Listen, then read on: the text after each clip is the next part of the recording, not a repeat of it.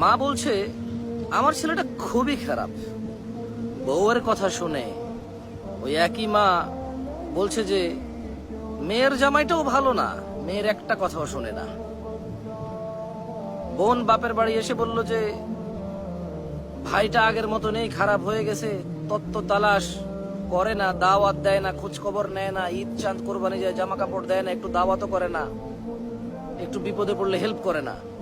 আবার ওই বোনটাই বলে আরে জানিস তোর দুলাভাইটা খুবই খারাপ, কাম কাজ করে করবি কি আর, বোনের দাওয়াত দে, বাগিনারে দাওয়াত দে, আজকে বোনের এটু হয়েছে, ভাইয়ের ওটা হয়েছে, সারাদিন তো বোন ভাই করে করে তার জীবন শেষ করে দিল।